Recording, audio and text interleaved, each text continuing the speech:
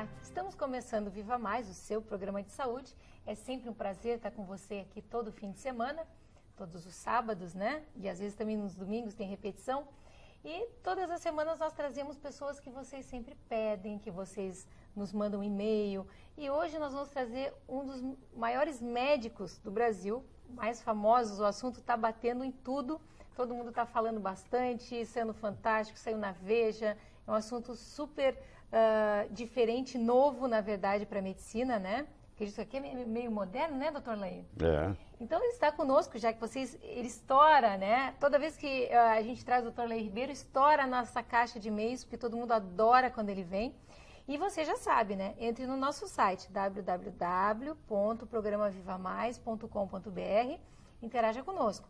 Mande perguntas, sugestões, claro que o doutor Leir vai estar sempre aqui conosco, mande as perguntas que a gente faz de novo. Então, só para lembrar, né, o Dr. Leir Ribeiro, ele é médico cardiologista e nutrólogo, autor de 35 livros, 15 foram best-sellers, 25 dos quais foram traduzidos para outros idiomas e estão disponíveis em mais de 40 países na área de autoconhecimento e mais de 100 trabalhos científicos publicados em revistas médicas americanas indexadas. O Dr. Leir Ribeiro teve a oportunidade de viver 17 anos nos Estados Unidos e trabalhar em 3 universidades americanas, na Harvard Medical School, Baylor College of Medicine e Thomas Jefferson University. Além disso, foi diretor médico da Merck Sharp e Dohme e diretor executivo, chegando a vice-presidente da Ciba Corporation, que é a atual Novartis.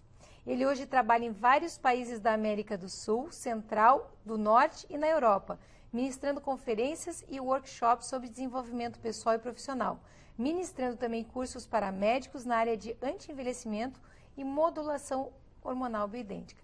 Hoje, com um currículo desse, não preciso nem dizer para vocês que o programa hoje vai estar maravilhoso, né, Miguel? Bom, eu sou talvez o mais suspeito daqui. Eu também sou suspeito, porque eu já emagreci 6 quilos com o tratamento que vocês estão me dando, eu estou adorando. Quem está assistindo, Ana, o programa e vai ver no intervalo que tem a publicidade das nossas clínicas, eu perdi 18 quilos. Então, assim, a primeira vez que o Leir veio aqui, eu devo dizer, como eu tive uma formação que eu acho que era muito ortodoxa, né, Leir? Porque eu trabalhei em UTI e tal, achava que conhecia muita coisa, eu vim meio desconfiado fazer a entrevista, né? Porque era um assunto novo e tal. Bom, depois da entrevista, a primeira entrevista com o Leir, eu fui ver uma palestra dele no dia seguinte. Depois da palestra dele no dia seguinte, eu fui fazer o curso de pós-graduação. Então, na verdade, nós temos contato... O mais brilhante aluno que eu tenho. O professor não ia falar outra coisa.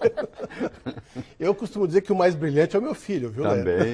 E eu fico orgulhosíssima porque meu irmão e meu sobrinho. É uma dupla imbatível. Eu só tenho a agradecer porque, assim, você que está assistindo, não desligue, não mude de canal, porque você vai ver que o Dr. Leir vai falar, além de um vasto conhecimento, o que impressiona é a didática do Leir. Dá vontade de não falar muito, deixar só ele falando. E realmente, assim, eu ganhei vida com isso, que se você ver as minhas fotos no vídeo de hoje e de 1 ano e meio atrás, é impressionante a mudança. E qualidade de vida. Que bom. Então, Leir, só tenho a agradecer. Fico feliz de saber disso, é por isso que a gente faz esse trabalho. Vamos começar com o assunto? E assim, eu vou procurar não te interromper muito. Não, que isso. O Leir tem uma didática fantástica, eu só vou atrapalhar De jeito Eu só vou levantar a bola, tá, Vai Leir? me perguntando que se eu souber eu vou responder. O se eu souber é o seguinte, eu 1 ou 2 vezes vi o Leir até hoje, porque o Leir ele tem isso também. Se ele não souber, ele diz assim, olha, isso eu não sei, ou isso eu não estou bem a par, eu vou estudar e te trago. Passa um mês, ele chega e diz assim, aquilo que tu me perguntou assim, está em tal lugar, assim, funciona assim, assado, porque assim, não tem chutômetro. Que é o que dá segurança pra gente. Isso é tão importante, né? Isso é uma das coisas mais importantes. A pior coisa é quando a gente quer saber alguma coisa, alguém chuta, né? Aí mais atrapalha do que ajuda. O conhecimento errado prejudica mais do que você não tivesse ele, né? E é isso que acontece, né, Leir? Modulação hormonal. Por que se fala modulação hormonal? Né? Porque, na realidade, não é reposição, que é uma coisa antiga, obsoleta. Reposição era assim, faltava um hormônio, aliás, eles nem sabiam se faltava, porque não media nada na época, e também não valia a pena medir, porque o que dá não muda o que está lá, entendeu? Então, uma mulher, por exemplo, está na menopausa, está com estrogênio baixo, Não adianta medir que ela está abaixo, no caso da reposição, porque o que ia repor não ia mudar o estrogênio dela. Então, a reposição, vocês olhavam o hormônio e dava. A modulação, você primeiro equilibra como se fosse uma orquestra. Não adianta consertar só aquele violino que está desafinado. Você tem que trabalhar em grupo. É a tireoide trabalhando com pâncreas, trabalhando com adrenal, trabalhando com ovário, né? E assim por diante. É um equilíbrio. São os vários hormônios.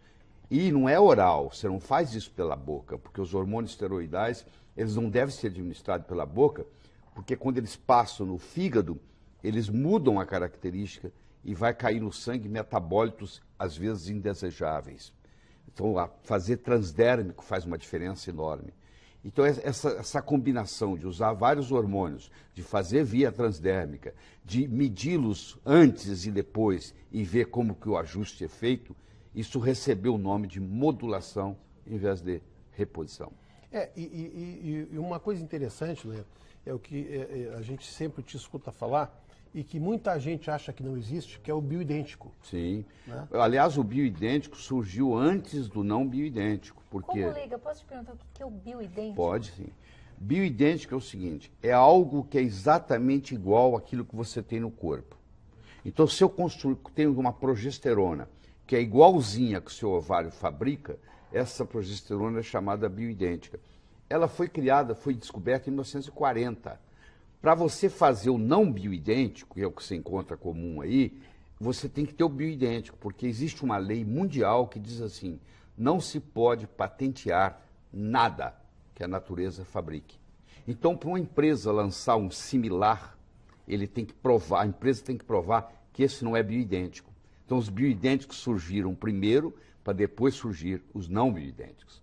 Então, o bioidêntico faz toda a diferença, porque quando uma mulher está na menopausa e ela recebe um remédio que é urina de cavalo, de égua prem, eles põem a égua grávida, 1000 éguas numa baia, dão um remédio para elas urinarem o dia inteiro, só urinam, mais nada, ficam 24 horas urinando, e eles recolhem aquela urina e faz uma pílula que você compra ali na farmácia, que você usa, é que eu chamo de urinoterapia. Tem 11 metabólitos, quando você toma aquela pílula, que não pertence ao corpo humano, que pertence a cavalo. Então aquilo entra no receptor do hormônio e fica lá agarrado. Trata a sintomatologia da mulher, mas ela engorda, ela envelhece mais rápido, ela perde a libido, ela vem a ter secura vaginal, etc, etc, etc, etc. O bioidêntico já está exatamente o contrário. Você mede, vê que está deficiente, e hoje se faz principalmente na saliva, é o melhor jeito, e você então substitui aquilo numa dosagem apropriada para atingir um nível salivar, que é o nível do tecido, e é como se fosse um ato de mágica, porque a melhora é absurda. Eu digo para o médico, quando você começa a trabalhar com esse tipo de medicina, você vai se sentir muito mais orgulhoso de ser médico, porque o paciente vai dizer para você, doutor, eu nunca melhorei tanto na minha vida, muito obrigado. E você recebe agradecimentos e a sua clientela aumenta, porque não existe nada melhor do que o boca a boca, não é verdade? Porque quando você faz uma coisa bem feita para um paciente e ele melhora, esse paciente vai conta para o outro. Quando o outro chega, a melhor propaganda. E você já percebeu, você trabalha na área de saúde, quando você recebe um paciente que foi recomendado por outro, ele já chega de peito aberto, confiando 100% em você, profissional. Já viu o resultado, né? Laílo, o que a gente tem de médico hoje em dia, que o Vitor é o meu médico, né? Sim. Claro que eu comecei fazendo contigo. Certo. Fui perdendo o medo de suplementar, eu chamo de suplemento. É um suplemento, né? Não tenho dúvida, suplemento. Porque remédio é o que a gente compra que não tem, que o corpo organismo não tem. reconhece. O que o corpo tem é um suplemento. Mas o que a gente tem de colegas médicos hoje em dia fazendo esse tipo de suplementação com a gente, é uma coisa incrível. E isso foi vamos dizer assim, agregou valor ao nosso resultado cirúrgico. Que o pessoal diz assim, anti-envelhecimento. Eu digo, pô, mas querido, eu sou cirurgião plástico, faz 30 anos que eu faço anti-envelhecimento. Ou tu acha que eu, como cirurgião plástico, vou envelhecer os outros? É verdade. Né? A medicina do anti-envelhecimento não existe. Eu digo, então a minha especialidade não existe. É verdade. Né? Porque o cara vai lá para fazer a face, eu vou fazer o quê? Vou envelhecer ele? Você vai fazer ele parecer mais jovem. Mais jovem, né? Então, se eu Nunca chegou lá dizendo, eu quero parecer mais velho. Mais velho, não, por enquanto, não. Né? E se aparecer, não vai ser comigo. Né? Então, esse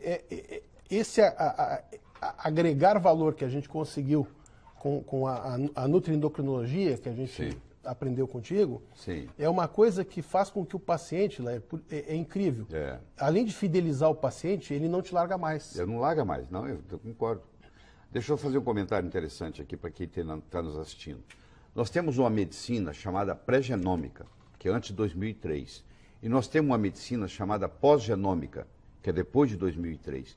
Em 2003 foi publicado o genoma humano. 13 anos de pesquisa, bilhões de dólares, publicou-se o genoma humano. Esperava-se que nós íamos ter pelo menos 120 mil genes, porque nós temos 120 mil proteínas diferentes no corpo. Então a esperança era que, a expectativa é que ia ter 120 mil genes. E qual não foi a surpresa? Que nós temos apenas 23 mil genes funcionais. O arroz que você põe no seu prato tem 35 mil genes. Você tem 23 mil. Mas você é muito mais complexo do que o arroz. Como o arroz pode ter 35 mil e você ter apenas 23 mil? Aí chegou-se à conclusão que quem controla a biologia não é a genética, é a epigenética. Antigamente, o que se chamava de lixo do DNA era um conjunto de proteínas que ficava em volta do DNA, que ninguém sabia para que servia e chamava lixo. Era o junk. Hoje sabemos que ali estão as proteínas reguladoras, que vão regular a expressão gênica. E traduzindo isso para você, a mãe morreu de câncer de mama, a irmã mais velha morreu de câncer de mama, a mulher vai no consultório e diz para o doutor, eu vim aqui porque eu quero tirar minhas mamas. Eu quero fazer uma mastectomia radical bilateral profilática. Que é um crime. Que é um crime.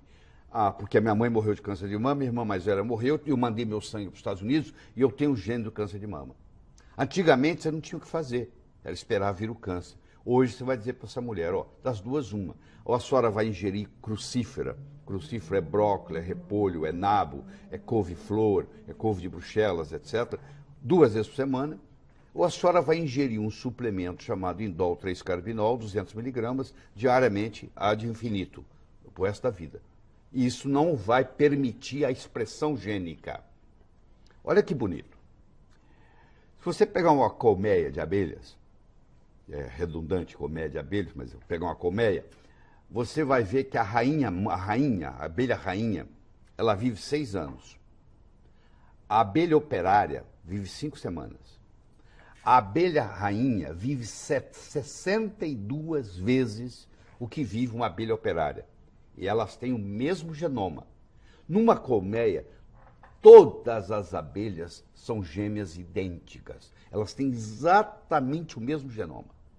O que faz a abelha rainha viver 62 vezes mais? O alimento, a geleia real, é feito para ela. Só ela ingere a geleia real. Olha a importância da nutrição. Quer dizer, porque ela se alimenta da geleia real, ela vive 62 vezes mais do que a abelha operária. Esse conceito é o chamado nutrigenômica, que é o uso do nutriente para mudar a expressão gênica. E isso é uma grande descoberta. E eu digo para as pessoas, você não é refém da sua hereditariedade. Não, meu pai morreu de câncer de mama, de câncer de próstata, minha mãe morreu de câncer de mama, eu estou fadado a ter câncer. Não é verdade, entendeu? Ninguém é refém da sua hereditariedade, porque hoje, com a epigenética, com a nutrigenômica, nós podemos revolucionar tudo. Isso é que é o bonito. Legal. Você dá para o paciente a esperança, entendeu? Ele chega ali preocupado. Você falou em geleia real para a abelha rainha. Sim. Ele tem algum efeito em nós humanos? Não é do mesmo jeito, e tem um porém. A geleia real foi feita para a mulher, para a fêmea. Então ela tem bastante hormônio feminino. Então eu não aconselho o homem a fazer uso de geleia real a longo prazo, porque ele vai ter consequências outras. Que é um alimento estritamente feminino, feito para a rainha. E na mulher ajuda? Contribui sim, ajuda sim, ajuda. Não é uma coisa grandiosa, mas ajuda. Tem muita coisa que a natureza faz que ajuda. Isso chama xenormese, esse conceito, que foi descoberto pelo um professor de Harvard recentemente, que vai provavelmente ganhar também o Prêmio Nobel de Medicina. Ele mostrou o seguinte, que, por exemplo, se você deixar uma uva sem dar agrotóxicos para ela, que ela se vire, problema dela. Ela vai nascer uma uvinha murchinha e vai lutar contra as pragas e os fungos, mas nessa luta ela vai desenvolver um fator que chama fator X, que nós chamamos hoje de resveratrol, e que agora o homem, o ser humano, ingere aquele resveratrol e aquilo vai e estimula o gene da longevidade, que chama sirtuína. Então, hoje nós estamos usando resveratrol para prolongar a vida humana. Existem muitos centros nos Estados Unidos, estudos de muitos milhões de dólares, estudando o efeito do resveratrol na longevidade e na prevenção de câncer. Quer dizer, uma coisa que vem da planta, que a planta usa para se proteger, que agora você pode usar. Esse fenômeno chama-se xenormese, porque a palavra xeno, do grego, quer dizer estrangeiro. Veio da planta para o ser humano. Isso é uma das coisas, Ana, que eu estou suplementando há 1 ano e meio e que tu também está suplementando. Eu também já estou há um ano e meio desde que o senhor falou e eles me recomendaram, eu tomo o resveratrol. Do lado da minha cama, da minha cama deve ter uns 30 vidrinhos, mas assim, vai muito maravilhosos, bem, que só tem me feito bem. É isso mesmo. E aí, como na faculdade de medicina, nós médicos não somos treinados em nutrição, o colega médico que está nos assistindo lá de convir, que você teve 6 horas de aula de nutrição, o resto foram as fórmulas pediátricas, que a não ser que você seja pediatra, não teve aplicabilidade na sua clínica. Então, o médico não sabe nada de nutrição. Eu sempre me interessei por nutrição e sou nutrólogo, sou oficialmente nutrólogo. São 1.041 nutrólogos no Brasil. Então, quando você vai estudar nutrologia na profundidade, você volta a 400 anos antes de Cristo, quando Hipócrates, o pai da medicina moderna, dizia que o seu alimento seja o seu remédio e que seu remédio seja o seu alimento. Isso a partir do genoma, isso agora tomou conta. Cada vez mais os médicos vão ter que entender mais de nutrologia, cada vez mais. Bom, eu nem nós vamos fazer uma pausa. Eu ia dizer que eu nem preciso dizer para as pessoas não saírem daí, porque eu tenho certeza que ninguém vai desligar. Mas eu vou pedir para que dê uma olhada, porque assim, provavelmente vai aparecer o comercial da minha clínica. Então dá uma olhada no que é a gravação hoje e do que é a gravação de 1 ano e pouco atrás. Eu estava 18 quilos mais gordo. Quer dizer, eu perdi peso sem perder saúde. Pelo contrário, ganhei saúde. É verdade. A gente já volta com o Laír, não saia daí.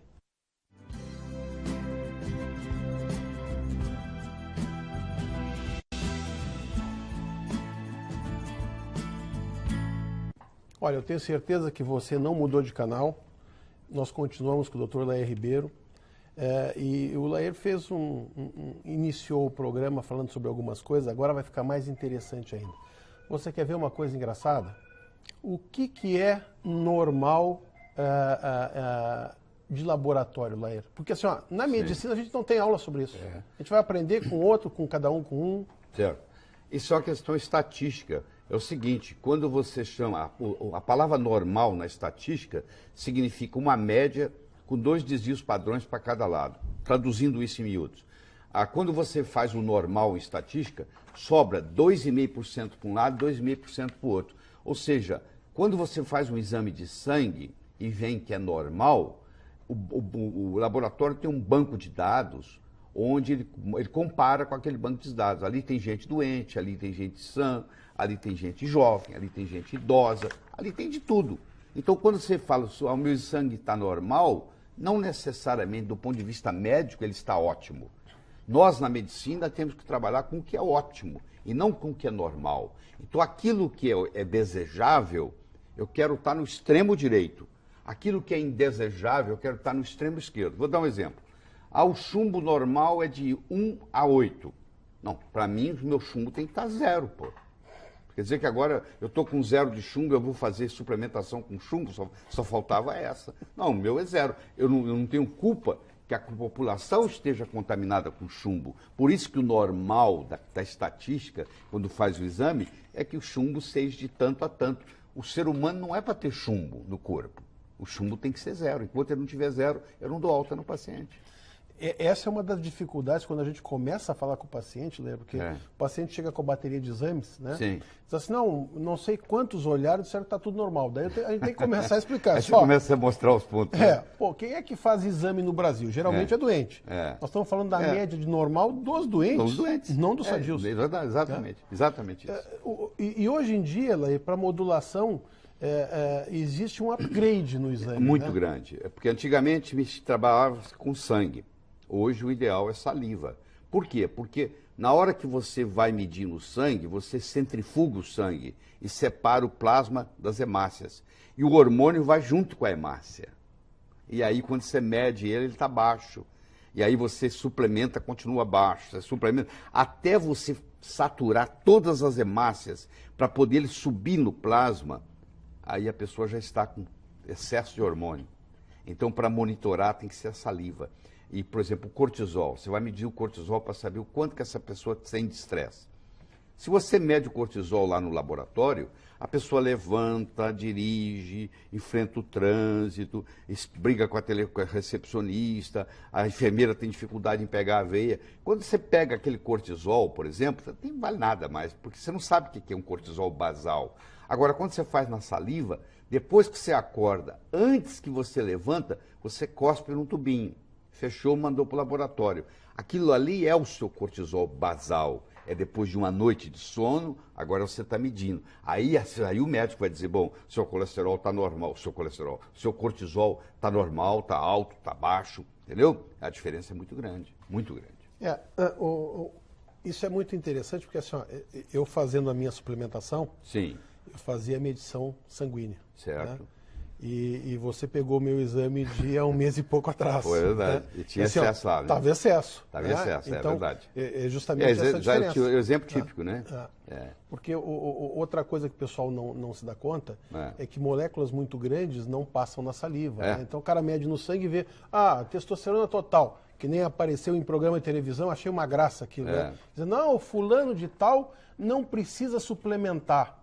Daí mostrou um velhinho todo ruim que dizia que estava com dor no ombro por causa da suplementação. Não tem nada a ver a testosterona com a dor no ombro. Nada, pelo contrário. De forma pejorativa, o vovô super-homem, que apareceu o Dr. Life malhando lá, qual é o vovô que não queria ser super-homem? É verdade. Para começar. Tem 73 anos. 70 e tantos anos. Né? Tem o outro, aquele, o Robert, o Bob de Montec, né? Que com 80 e tantos estava com um físico invejável. Então, o que tem de pejorativo isso? Quer dizer, nada, eu preciso envelhecer? Eu não quero envelhecer. Né? Lair, quando é que a gente começa a pensar em fazer modulação na mulher, por exemplo? Infelizmente, cada vez mais cedo, porque a mulher hoje ela começa a tomar pílula aos 14, 15, 16 anos. Com 10 anos de pílula, você pega uma moça com 25 anos, ela já está menopausada há 10 anos. Porque uma mulher que está tomando pílula, ela está bioquimicamente menopausada. Os hormônios dela estão todos baixos, principalmente a progesterona. Então, você está vendo que uma pessoa hoje, uma mulher de 25 anos, uma jovem, quer engravidar, ela tem que fazer tratamento de fertilidade para engravidar. Por quê? Ela atrofiou o ovário dela durante 10 anos. E o hormônio mais importante para engravidar é a progesterona, que a própria palavra já diz do latim, progestare, a favor da gestação. Quando a mulher não tem quantidade suficiente de progesterona, ela não mantém a gravidez, ela primeiro ela não ovula, segundo ela não engravida, e terceiro, se engravidar, ela perde o bebê. Principalmente no primeiro trimestre, porque precisa de progesterona para segurar o bebê no útero. Então, essas mulheres que estão fazendo inseminação artificial, muitas delas não precisariam, é desnecessário, se elas tivessem feito o tratamento com a progesterona bioidêntica. E aí, os colegas que fazem meu pós-graduação comigo e começam a usar a progesterona no consultório, eles começam a me levar notícias de mulheres que engravidaram, que vinham trabalhando com problema de fertilidade, de repente, com 3, 4 meses na progesterona bioidêntica, engravidam. O gozado, né, Léo, que a gente sempre fala é o seguinte, quando você fala em fazer modulação, o pessoal diz, cuidado que o hormônio dá câncer. Quer dizer que usar o 17-beta-estradiol, que é o hormônio que ela tem, é problema. Usar a progesterona que ela tem é problema. Agora dar o etinil, que não é dela, o acetato de medroxprogesterona, que não é dela. É altamente cancerígeno, isso está liberado. Você vê menina de 14 anos fazendo uso de pílula. Quer dizer, isso está liberado. E a Organização Mundial de Saúde, recentemente, classificou a pílula anticoncepcional cancerígena no mesmo grau de tabaco. Igualzinho. Mas ninguém fala nada, né? Grupo igualzinho, mesmo risco. O risco de uma pessoa que fuma e de uma mulher que toma anticoncepcional oral, o risco de câncer classificado pela Organização Mundial de Saúde é o mesmo. Ou seja, é um cancerígeno. E o anticoncepcional aquele intradérmico? Depende do que foi implantado. Se foi implantado bioidêntico, o estrago é menor do que se foi implantado não bioidêntico. Eu digo menor pelo seguinte, porque a mulher o corpo dela tem uma inteligência, ela tem um ciclo. E isso aí é muito debatido, mas eu sou da escola a favor de que a mulher deve menstruar quando ela está no período de menstruar, porque ela faz uma limpeza. Da medicina chinesa, a menstruação é uma desintoxicação, a mulher desintoxica. Existem escolas hoje que não deixam a mulher mais menstruar, e acham que estão fazendo uma grande coisa. Na minha opinião, estão errados, na minha opinião. É porque a natureza faz com que aquilo saia, né? A mulher tem, aquilo ali é uma inteligência. Claro, existem casos onde a mulher tem uma tensão pré-menstrual tão grande que ela não está brigando com o marido e está perturbando os filhos, que talvez naquele caso, por um período de tempo, o médico pode escolher e dizer, nós vamos deixar você 4 meses sem menstruar, para você acertar a sua situação em casa. E aí isso aí até é aplicado. Mas fazer uma moça de 20 e poucos anos não menstruar mais é complicado. Eu noto uma dificuldade, viu, Lair? Inclusive assim, dos colegas, de entender a progesterona.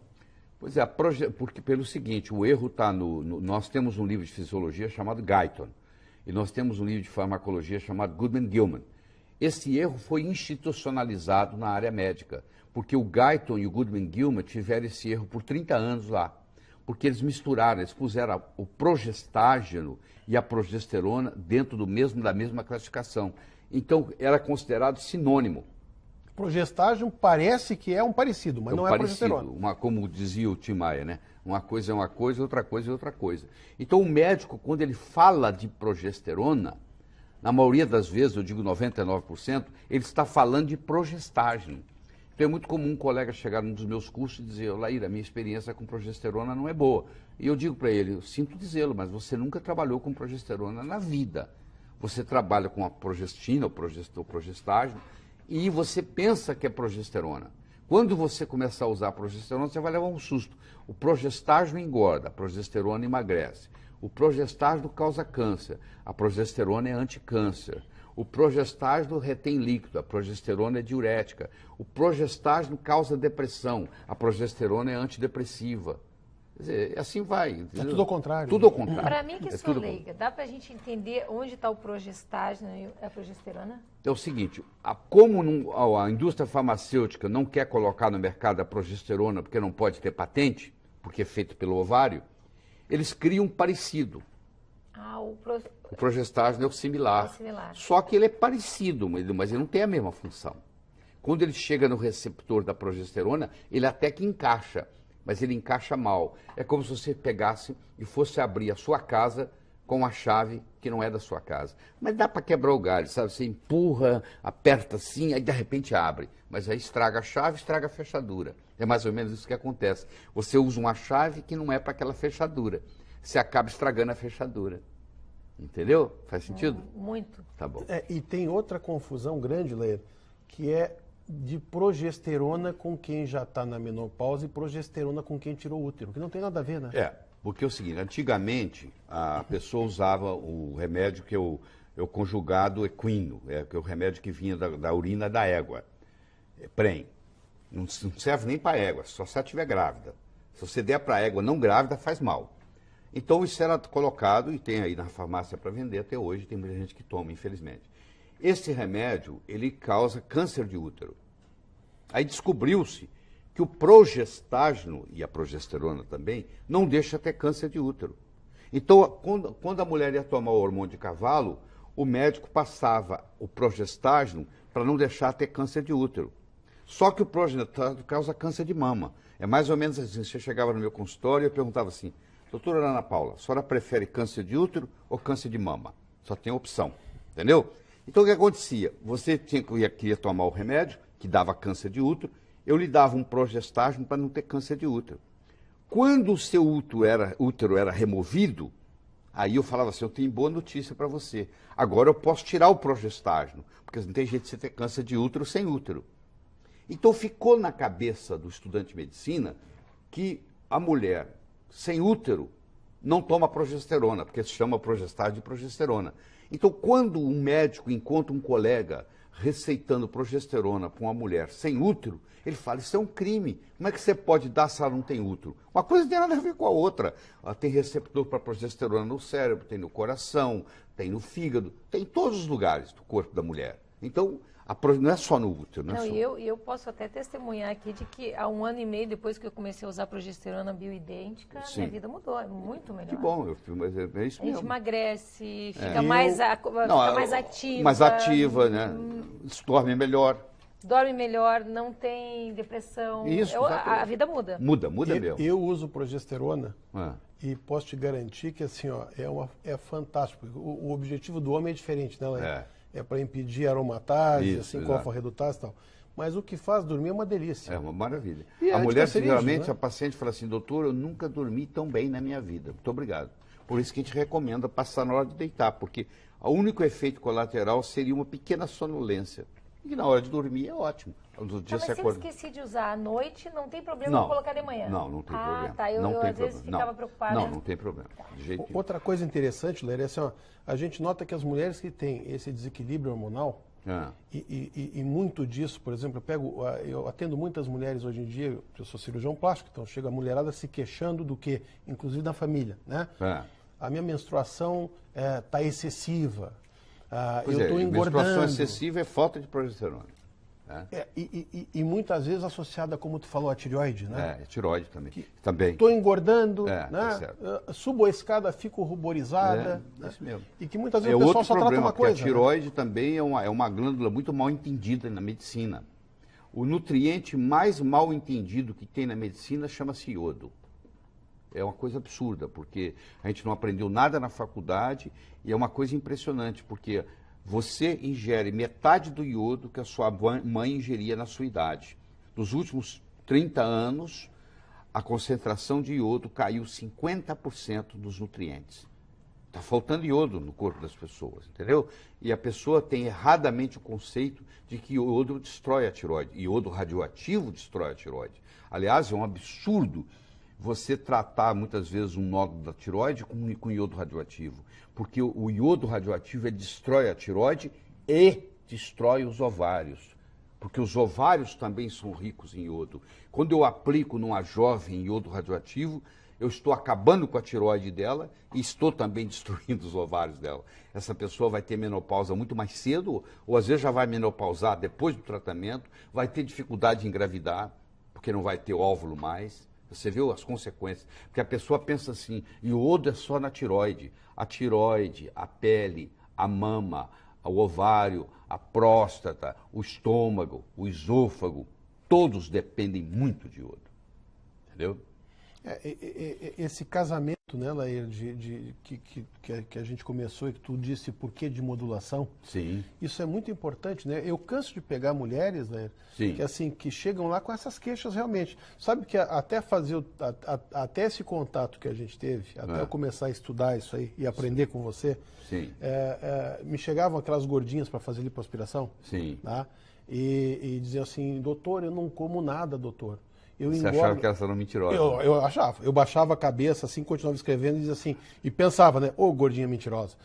Mas, assim, a diferença que a gente nota quando você começa a suplementar, quer dizer, que você equilibra não só os hormônios dela, mas que equilibra a tireoide dela, não tenha dúvida. muitas vezes não precisa nem fazer mais nada. Muitas vezes. A mulher que tem hipotiroidismo subclínico, que o médico não consegue fazer o diagnóstico, porque, entre aspas, os exames tiroidianos no sangue estão normais, que não quer dizer nada, que eu posso ter todos os outros exames normais e a pessoa ter hipotiroidismo, ela vai de médico para médico para médico e fala, eu não como nada, doutor, eu engordo. E o médico fala, não, você está mentindo. A mulher que tem hipotiroidismo, só dela cheirar a comida, ela engorda. Só de cheirar a comida. Eu sei disso. Eu tenho. Entendeu?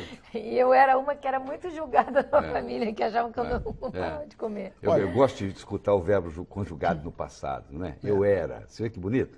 Quando a pessoa superou, ela começa a conjugar o verbo no passado. Eu era, eu fui, era assim, entendeu? Como é? Coisa boa, né?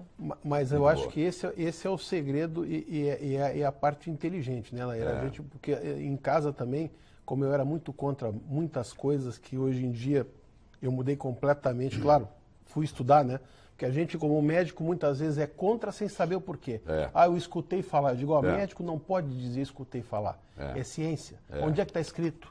Isso que o Lair faz, sabe, Ana? Ó, tem trabalho aqui, publicado lá, tá. E onde é que está o outro que diz que faz mal? Ah, eu escutei falar. Escutou falar. Escutei falar não, né? Escutei falar é péssimo. Olha, nós vamos interromper mais uma vez, infelizmente, mas você não saia daí, que nós vamos falar um pouquinho sobre modulação hormonal masculina, que eu acho que é uma coisa importante também. Já...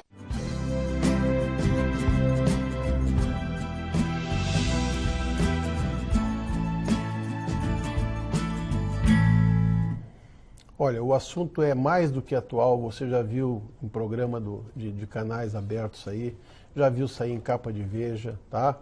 Sempre controverso, porque infelizmente tudo que é novo é controverso, o pessoal muitas vezes é contra sem saber por que é contra, que era o meu caso, né? Ah, eu sou contra. Você é contra por quê? Não, porque eu trabalhei não sei aonde, trabalhei em UTI, sou contra o hormônio. Você é contra, mas por quê? Ah, porque eu escutei falar, meu amigo, escutei falar para quem faz medicina, é conversa de comadre. Olha, nós estamos falando hoje com o Dr. Lair Ribeiro. Aqui você tem como adquirir esses DVDs que são muito interessantes. Quem quiser ter uma noção e quem quiser saber um pouco mais sobre modulação feminina, modulação masculina, que é isso que o Lair explicou, que é uma reorganização entre os hormônios, não uma coisa só, não é dar um hormônio só ou outro só, né? Mas é fazer com que eles trabalhem em conjunto. E tem o telefone, inclusive, tá? Que é 11, que é de São Paulo, 3889-0038. Eu estou indicando para vocês pelo seguinte, eu comprei todos os DVDs. E o meu lazer hoje em dia, e o pessoal que convive comigo na clínica sabe disso, o pessoal da família também sabe. Eu tenho no meu quarto, como eu moro numa casa associada à minha clínica, entre um paciente e outro, eu vou lá e boto o DVD do Lair e fico assistindo. Então, eu posso indicar, porque assim, ó, eu sou usuário, da mesma forma que, como eu indico para vocês modulação, bom, eu perdi 18 quilos com isso. E quem está comigo no dia a dia, quem está comigo na academia, sabe a diferença que fez isso.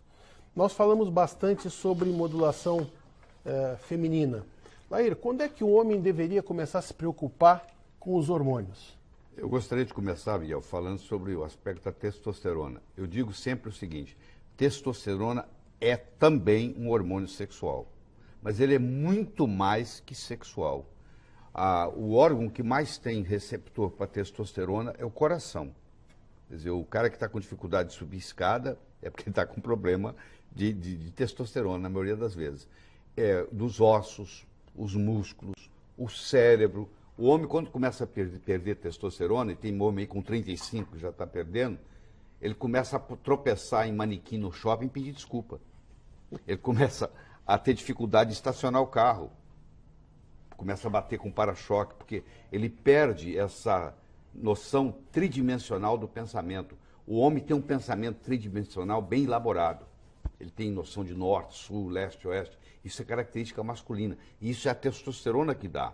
Ele perde a habilidade de fazer conta de cabeça. Ele tem que usar a maquininha. Isso é a parte não sexual. A parte sexual, a testosterona, ela interfere na ereção, na libido, na orgasmo e na ejaculação. E o homem pode ser comprometido com um desses ou todos juntos. Ele pode chegar no consultório e falar, ó, eu não tenho mais vontade, mas se pintar o clima eu tenho ereção. Eu tenho vontade, mas não tenho ereção. E assim por diante. E isso acontece às vezes, o segredo é medir. Porque eu pego jovens de 30 anos de idade que estão com a testosterona baixa. E eu já peguei indivíduos de 75 anos de idade com a testosterona normal. Isso varia muito da alimentação, que tipo de comida a pessoa come, que tipo de óleo ela usa na cozinha, faz uma diferença enorme, entendeu? Se ela usa soja ou não usa soja, o óleo de soja para o homem é um problema seríssimo, também para a mulher, mas principalmente para o homem, porque ele é muito feminilizante, ele tem muito hormônio feminino. Então, na casa onde cozinha com soja o tempo todo, o óleo de soja, o homem começa a perder a testosterona. E ele perdendo a testosterona, ele perde a autoconfiança, ele perde a capacidade de decisão, ele chuta o pau da barraca, ele quer vender tudo que ele tem, ele não quer se preocupar com mais nada, ele não quer construir nada novo. Quando você pega um paciente que está com deficiência de testosterona e você faz a modulação com a testosterona bioidêntica, surge uma outra pessoa na sua frente. É impressionante a diferença, a resposta. E não é só da parte sexual, não. E eu sempre digo o seguinte, sempre que você for fazer uma modulação com testosterona num homem, você tem que tomar cuidado da dinâmica do casal. Porque um casamento que não tem sexo há 10 anos, e de repente você modula o homem, e ele começa a ter ereção toda manhã, isso pode perturbar o relacionamento. Então ele tem que, eu sempre digo, você quer fazer isso, continuar casado, traga sua esposa para também fazer a modulação, porque senão você cria uma dinâmica que não é favorável dentro do casamento. E existe uma tendência do homem, eu estou te falando isso porque assim, a gente faz cirurgia masculina há muito tempo. Sim. Né? Diminuiu bastante hoje em dia esse negócio de machismo e tal, porque eu não vou fazer exame, que imagina.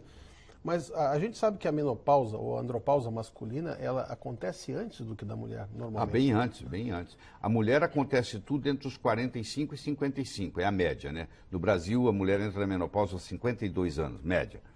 O homem não, ele começa devagarinho já aos 35, ele vai caindo, 3 vezes por semana, 2, é uma por mês, é uma por ano, oh, que beleza, é hoje.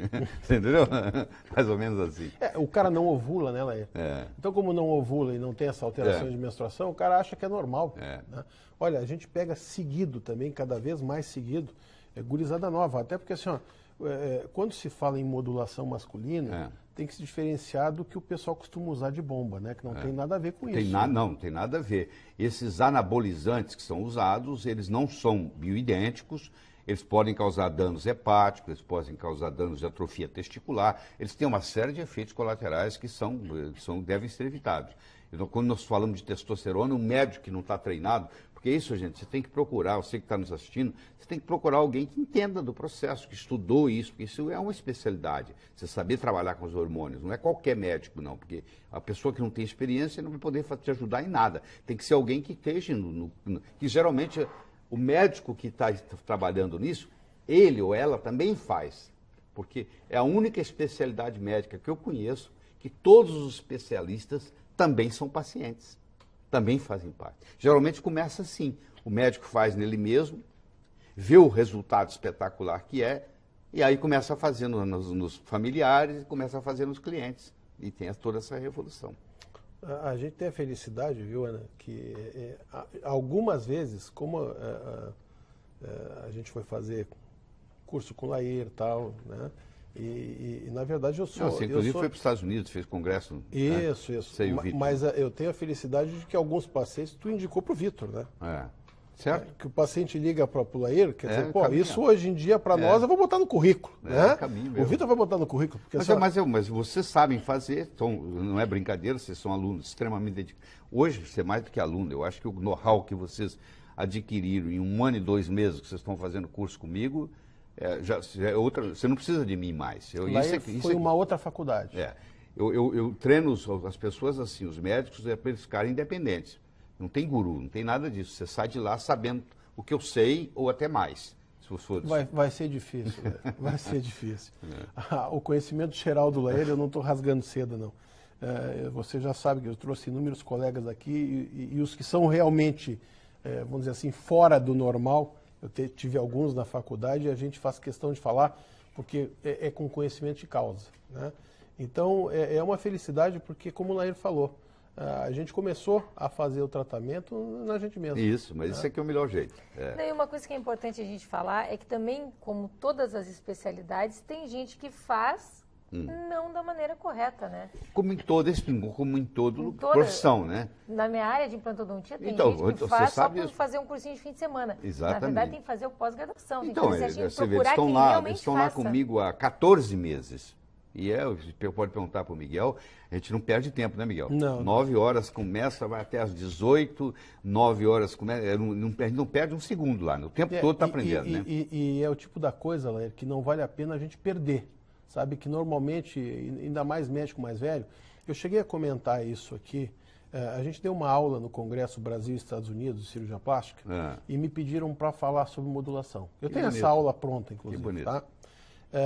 E o interessante foi o seguinte, Lair, porque eu dei metade da aula e eu parei e falei o seguinte, olha, que não é o normal em cirurgia plástica, né? Em sessão plenária deixam só o membro titular, que é o professor da especialidade falar.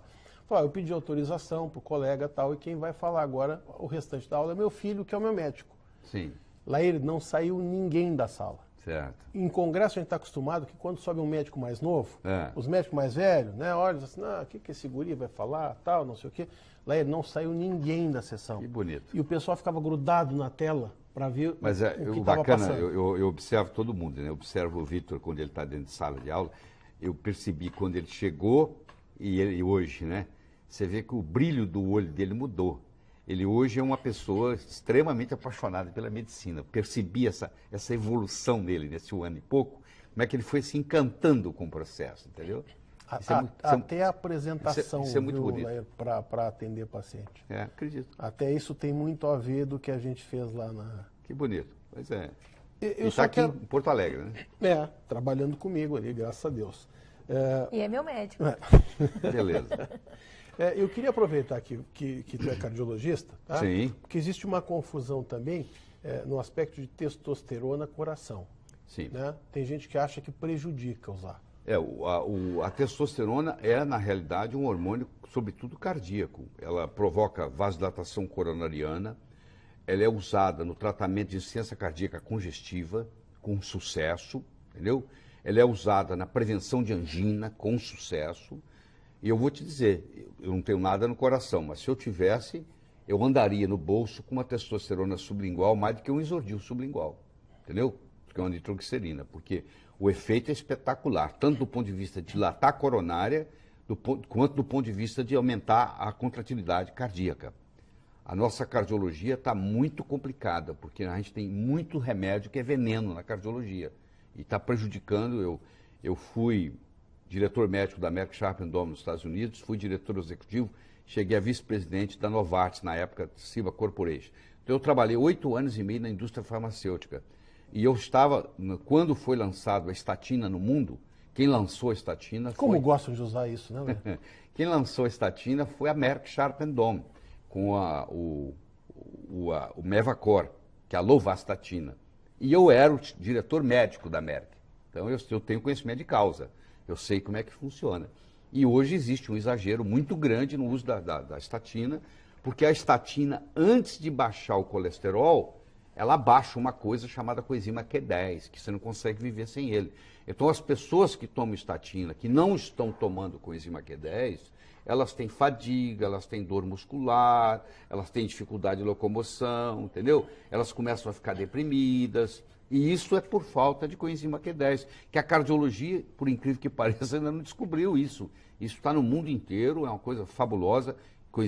É um suplemento, não existe geração de energia, de ATP no corpo sem coenzima Q10, e a maioria dos médicos ainda não sabe como trabalhar com coenzima Q10, que você conhece muito bem. Né? Como chega a gente, Laír, com